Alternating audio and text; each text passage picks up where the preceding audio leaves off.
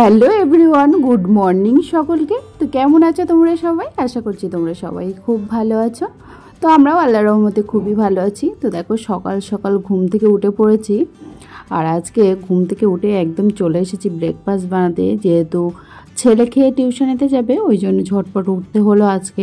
ওর সকাল সকাল টিউশন আছে, তো ভাবলাম ওর ব্রেকফাস্টটা আগে বানিয়ে দিই, তারপরে আমরা ব্রেকফাস্ট করব। তো ওর বাবাকে আর ওকে ব্রেকফাস্টটা দিয়ে দেবো, আর আমি যেহেতু ব্রেড খাই না, আমি একটু দই চিড়ে খেয়ে নেবো ভাবছি। না হলে একটু গরম ভাত করে নেবো, খেয়ে স্কুলে যাবে, সেটাই খেয়ে নেবো। তো যাই হোক, দেখো এখানে ব্রেকফাস্টটা আগে বানিয়ে নিই।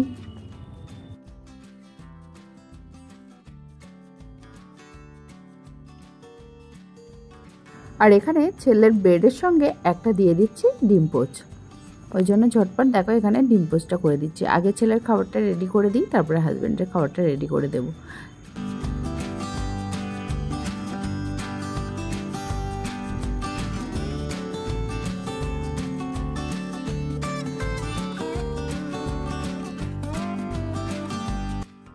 তো এখানে দেখো হাজব্যান্ডের খাবারটাও রেডি হয়ে গেছে। তো এখন বাবা ছেলে খেয়ে বেরিয়ে পড়বে, তো ছেলেকে উনি দিয়ে আসতে গেছে। আর একবার বললাম আমি, তুমি বাজারটা একবার করে আনো। আর ছেলে যেহেতু টিউশন থেকে এসে ও আবার স্কুলে যাবে, তো ওখানে আমি টমেটো আলু সিদ্ধ একসঙ্গে বসাবো। তো এই যে কাঁচা টমেটোর সঙ্গে কিন্তু আমি আলু দিয়ে দিলাম। আমি এখানে ভাতটা বসিয়ে, ঘরের কাজবাজগুলো কিন্তু সকাল থেকে এখনও আমার কমপ্লিট হয়নি, তো এখানে ভাতটা বসিয়ে দিলাম আর ঘরের কাজগুলো কমপ্লিট করে নেব। আর আজকে আর হাজব্যান্ডের অফিসে মানে দুপুরের খাবারটা দেবো না, যেহেতু মিটিং আছে, খুব তাড়াতাড়ি উনি ফিরে আসবেন আজকে। ওই জন্য আজকে আর খুব বেশি তাড়াহুড়া করছি না রান্নার দিকটা। তো আজকে ভাবলাম যে কাছাকাছির কাজটা আগে কমপ্লিট করে নিই, তারপরে ধীরে সুস্থে রান্নাটা করব। তো দেখো এখানে বেড কভারগুলোও তুলে নিচ্ছি, আর অনেকগুলো জামা কিন্তু জমা হয়ে গেছে। অনেকে দেখে আবার বলবেন দেখো কি বিশ্রী বেড কভার, কিন্তু আসলে না, আমি বেড কভারগুলো মানে 2-1 দিন পর পর না কাচলে না আমার ঠিক শান্তি হয় না। আর কেচে কেচেই আমার বেড কভারগুলো কিন্তু এই অবস্থা। তো যাই হোক, দেখো একটা পুরোনো বেড কভার কিন্তু আমি গদির উপরে সবসময় পেতে রাখি, তার উপরে কিন্তু আমি আবারও একটা বেড কভার পেতে দিচ্ছি।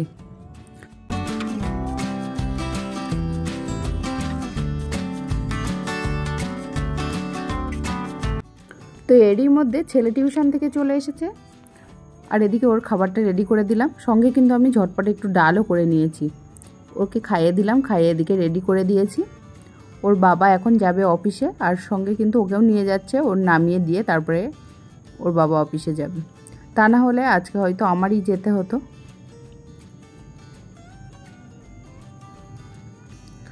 এরই মধ্যে আমার আবার রান্নাবান্না কমপ্লিট করে তারপরে ছেলেকে স্কুল থেকে নিয়ে আসতে হবে, তো খুবই তাড়াতাড়ি করতে হবে। তো আজকে যে রান্নাটা ঝটপট হবে ভাবছি সেই রান্নাটাই করব।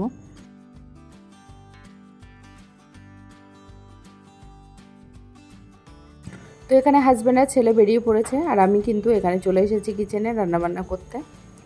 তো অনেক দিন ধরেই ভাবছিলাম বিরিয়ানিটা করবো, আর আমার কাছে মনে হয় বিরিয়ানি রান্নাটা খুব তাড়াতাড়ি হয়ে যায়। আর এরপরে একটু বেশি গরম পড়ে গেলে না বিরিয়ানিটা খাওয়া একদমই সম্ভব হবে না।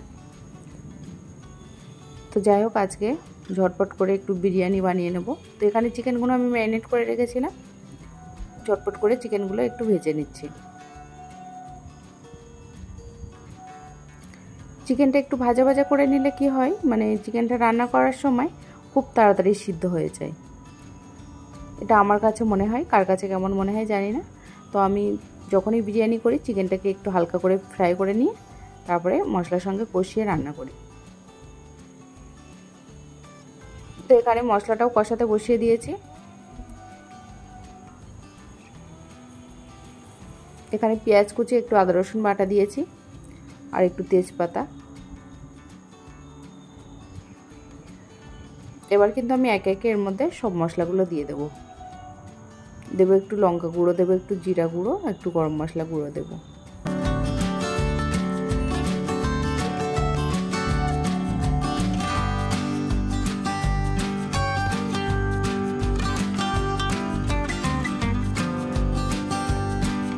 তো এখানে মশলাটা মোটামুটি কষানো রেডি। এবার চিকেনটা ঢেলে দিলাম, দিয়ে চিকেনটাকে আবারও সুন্দর মতো একটু কষিয়ে নেব।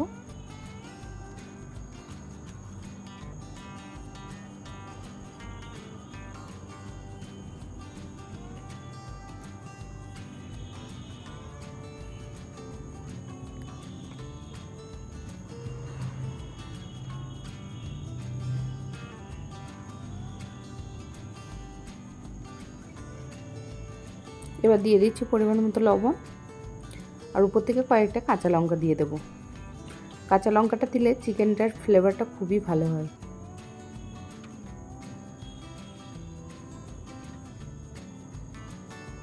তো আমি একটু অল্প জল দিয়ে কিছুক্ষণ ঢাকা দিয়ে রাখলে আমার চিকেনটা মোটামুটি এখানে রেডি হয়ে যাবে। আর ওই যে আলুটা সিদ্ধ হয়ে গেছে, তো এখানে আমি আলুগুলো ভেজে নিচ্ছি। আজকে মনে হলো আলুটা একটু বেশি সিদ্ধ হয়ে গেছে।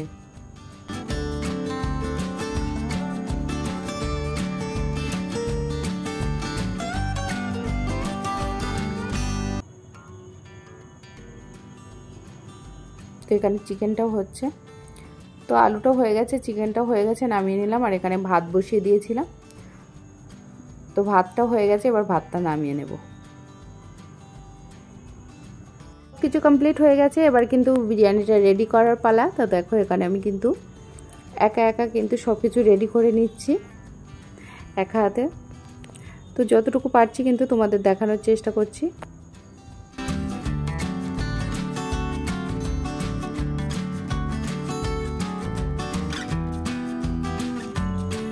এবার আমি দিয়ে দিচ্ছি আলু,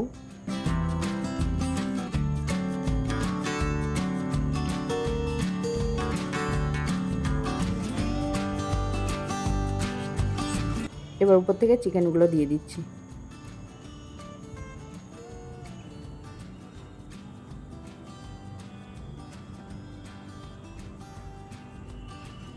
একবারেই হয়ে যাবে যেহেতু অল্প বিরিয়ানি। দিয়ে দিচ্ছি বেরেস্তা,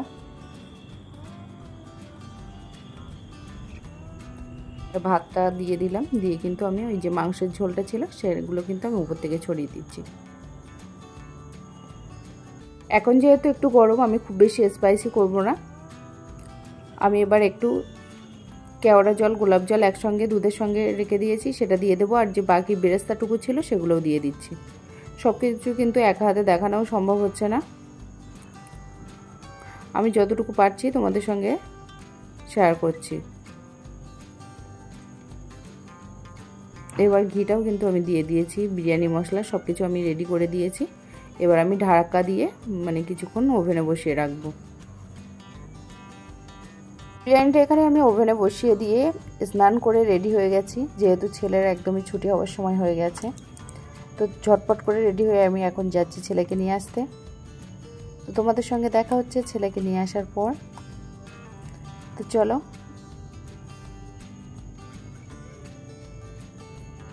এই যে ছেলেকে নিয়ে চলে এসেছি, আর এরই মধ্যে হাজব্যান্ড কিন্তু অফিস থেকে চলে এসেছেন। তো এখানে দেখো সব কিছু স্যালাড সুন্দর করে কেটে আমি রেডি করে নিয়েছি। আর এদিকে হাজব্যান্ড কিন্তু বিরিয়ানিটা বেড়ে দিচ্ছে। একদমই সাদামাটা বিরিয়ানি যেটা বলে আর কি, খুব বেশি স্পাইসি হয়নি। আর বিরিয়ানিটা খেতে কিন্তু দুর্দান্ত টেস্টি হয়েছে।